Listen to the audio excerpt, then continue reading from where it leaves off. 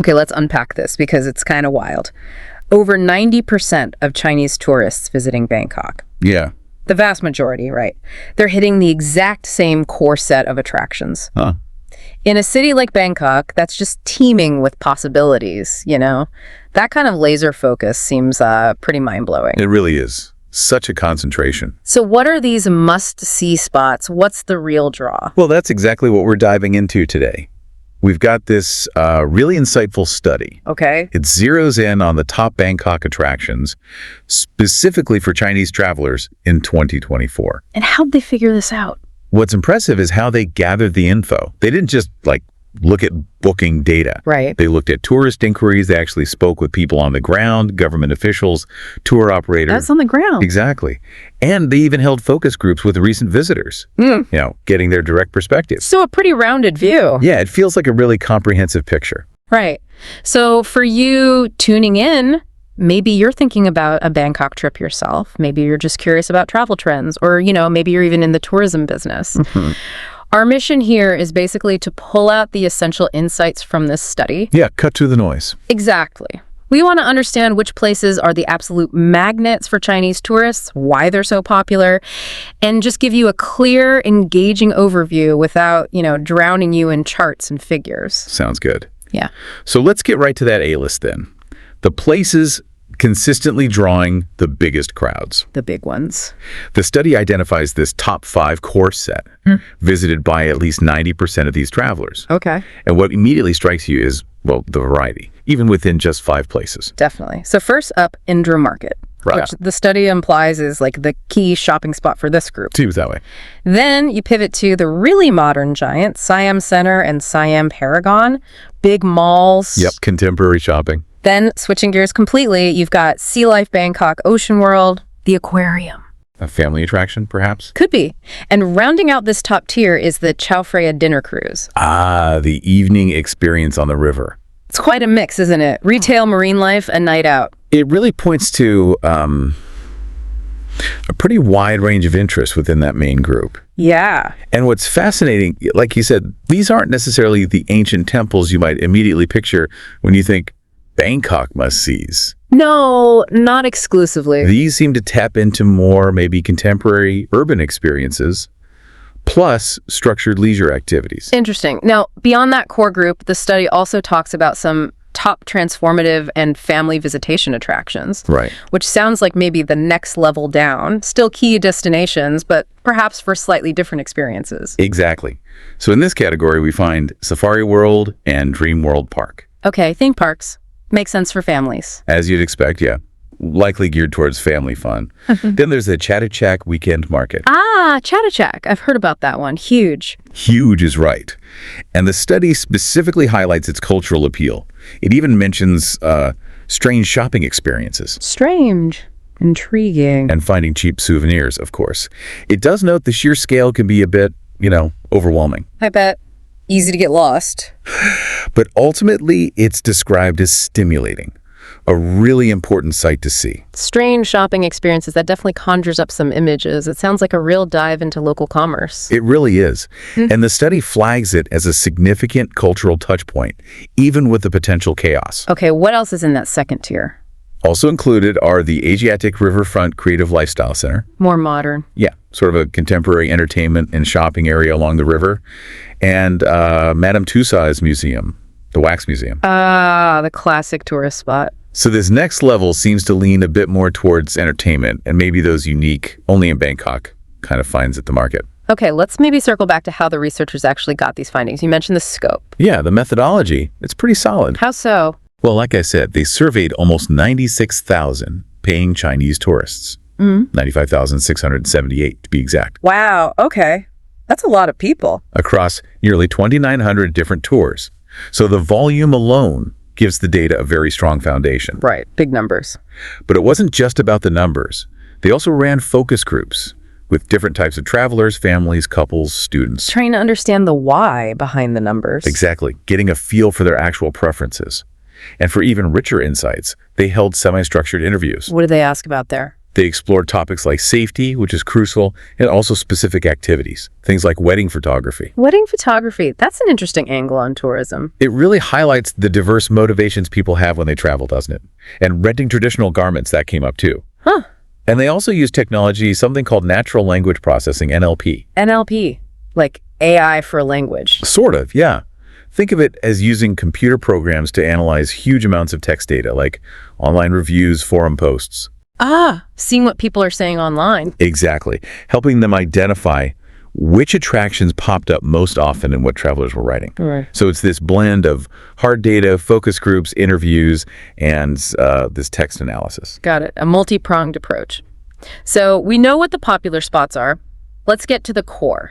Why these places? What's driving these choices? Several key factors seem to be really significant. Proximity is a big one, Makes sense. especially for shorter trips. Particularly for those weekend breaks within Southeast Asia. Yeah. Then there's cultural and heritage significance. That's really important. Especially for Thailand. Absolutely. For the temples, the historical sites, the study actually anticipates strong interest in what they call the FNS area islands. FENS. What's that? It seems to be their term for that cluster of incredibly important cultural sites. Think the Grand Palace, Wat Phra Kaew, Temple of the Emerald Buddha, and Wat Pho nearby. Ah, the historical heart. Exactly, Yeah. because of their deep historical roots and cultural weight. That totally makes sense. You can't really say you've experienced Bangkok without seeing some of that incredible history and culture. Precisely. Another factor is simply the presence of other attractions nearby. Like a cluster effect. Yeah. And because Bangkok is such a major transport hub, it allows for different kinds of trips. You can have a diverse experience depending on how long you stay. Right, mix and match. And while the study briefly acknowledges things like, government policies and seasonality, The usual factors. right, the main emphasis really seems to be on the inherent draw of these core locations. The culture, the convenience, the shopping, the entertainment. Okay, let's really dig into those key cultural sites you mentioned, that FANS area, especially the Grand Palace. What makes it such a consistent draw? Well, the Grand Palace is just steeped in history. It was the official home of the kings of Siam and later Thailand, right up until the mid-20th century. So Royal History Central. Absolutely. And it's not just one building, it's this breathtaking complex. It includes Wat Phra Kaew, the Temple of the Emerald Buddha, incredibly sacred, Yeah. and the stunning Golden Phra Siratana Chedi.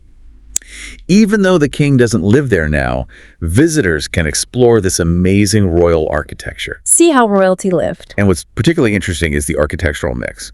It's deeply Thai, obviously, but King Mongkut actually consulted an English architect during his reign. Or really, European influence. Yeah, so you see this blend of Thai and European styles, and even today, the monarchy continues to fund extensive restoration work, Keeping it pristine. ensuring its enduring splendor, yeah. That mix of styles is a really fascinating detail. Now, what about Wat Pho? It's right nearby, isn't it? Sounds equally important. It is, and it holds immense cultural and spiritual significance. It's also listed among the top 10 sacred places in Thailand. Wow, top 10. It's most famous, of course, for the colossal reclining Buddha statue. The giant golden one. That's the one. It depicts the historical Buddha in his final moments, entering nirvana. And the detail is incredible mother-of-pearl inlays on the feet. Amazing craftsmanship. Absolutely. And nearby you'll find 108 bronze bowls or bells. What are those for? Each symbolizes an auspicious quality of the Buddha. Visitors often drop coins into them as they walk past. It's an act of merit-making, brings good fortune. Ah, a ritual element. Yes. But Wat Pho isn't just spiritual. It's also considered the National Center for Traditional Thai Medicine and Massage. Oh, right. The massage school. Exactly. It was like the first public university focused on that. So it's a huge destination for both spiritual seekers and those interested in traditional healing, medical tourism even. So you could go for a deep spiritual experience or get an authentic Thai massage, or heck, both. Or both. Yeah, that dual appeal is pretty powerful. Definitely. Now, shifting gears a bit, the study mentioned Chinatown. What's the specific draw there, especially for Chinese tourists? Is it just familiarity? Well, there's history there too. It's Bangkok's second largest market area, centered on Yaowarat Road. Yaowarat Road. Okay. Its origins go way back, but it really boomed as a commercial hub, especially for Chinese manufactured building materials after King Rama II. Ah, so deep trade routes. Very deep. It really showcases the historical and ongoing influence of the Chinese community in Bangkok's society and economy. Even the name Yaowarat Road was given by a later king, recognizing its importance. Acknowledging that contribution. Right. And today, it's just this vibrant, bustling commercial district. You see Thai Chinese residents conducting business, the shops, the food, the whole atmosphere.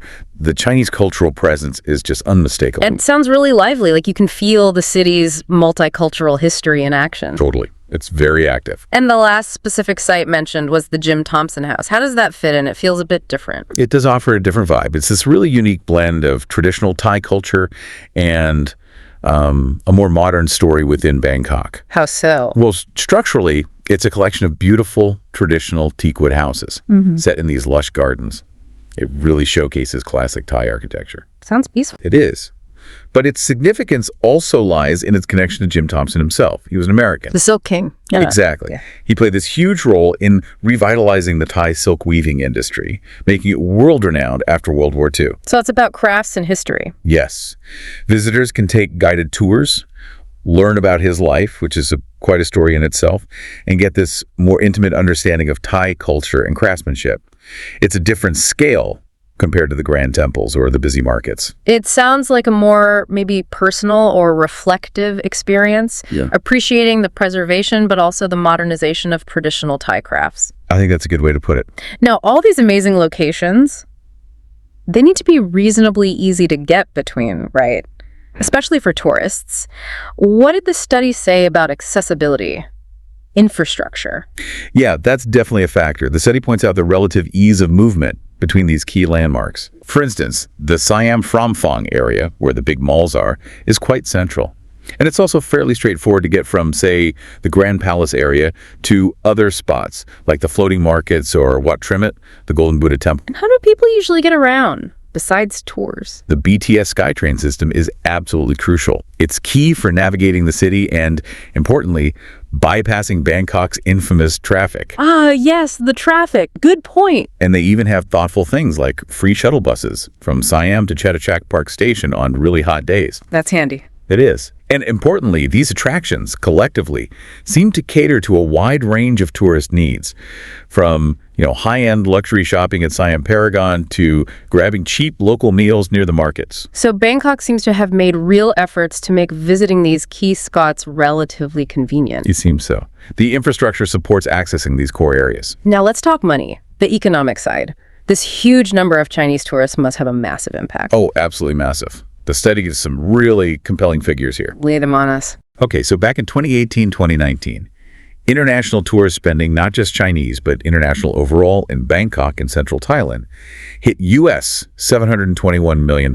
Wow. That generated about U.S. $253 million in tax profit for local and national authorities. Significant revenue. And the profit for private businesses, especially those with Chinese and Thai ownership involved in tourism, was around U.S. $468 million. Huge private sector benefit, too. Definitely. And looking ahead for 2024, the projection is potentially up to 6.1 million Chinese travelers visiting Bangkok. 6.1 million? Potentially, yeah. With anticipated spending of around US $1.7 billion. Billion with a B. Billion with a B. Yeah. Now that assumes, a modest annual growth rate continues and tourism policies remain effective. Of course there are assumptions. But it gives you a sense of the scale and why understanding this data is vital for things like anticipating congestion at popular sites. Those are staggering numbers. It really hammers home the huge economic importance of Chinese tourism for Bangkok. It really does. And it also highlights, like you said, the need for effective management to handle those kinds of visitor volumes without damaging the experience. Exactly. Sustainability becomes key. So what are the bigger picture implications here for the tourism industry itself based on these findings? One key thing is understanding the different ways attractions appeal to different types of travelers. Like independent versus group tours. Exactly. For instance, local markets like Chatuchak, or maybe the more historically deep sites like the Grand Palace, those might resonate more strongly with independent travelers looking for, authentic experiences. Whereas group tours might stick to the big, easily managed sites. Potentially, or have different priorities. So private tourism agencies really need to use this kind of data to develop better, maybe more personalized site visit experiences. Go beyond the checklist. Right. Experiences that truly showcase Thai culture in a meaningful way, not just ticking off a box. It's about creating more engaging, more memorable encounters. That makes a lot of sense. Tailoring the experience could really boost visitor satisfaction, you'd think. Absolutely. And finally, the study does touch on something really critical: safety and security. Can't forget that. No. Ensuring a visit is memorable and safe is just fundamental, especially for encouraging repeat visits. What aspects of safety did they highlight? The study emphasizes key elements like, obviously, physical security measures, but also access to healthcare, maintaining a clean environment, and just the general ease of using public facilities comfortably. It's a holistic view of safety. Yeah, a comprehensive approach, thinking about safety and transportation, even addressing potential dietary concerns for visitors. It's all part of improving that overall tourist experience. It all ties together, doesn't it? A positive, safe experience means happy tourists, Which means good word-of-mouth, repeat business. which benefits the local economy and encourages more travel down the line. Precisely. So to kind of wrap it all up, the core takeaway here is that Bangkok offers this really compelling mix: historical grandeur, rich cultural immersion, and modern urban experiences. The whole package. And that package clearly resonates very strongly with Chinese tourists. Their consistent visits to these specific spots, backed up by this detailed research, really underscores that powerful connection. It's truly fascinating, though, to see such a concentration on a relatively small number of places in a city as vast and diverse as Bangkok. It really is. It definitely makes you think. Considering these insights into Chinese tourism preferences in Bangkok, what could other major tourist destinations anywhere in the world really learn from this? About catering effectively to specific visitor groups and genuinely enhancing their overall experience, and maybe even how might understanding these kinds of preferences ultimately shape the future of global tourism itself? That's a great question. Definitely something to ponder.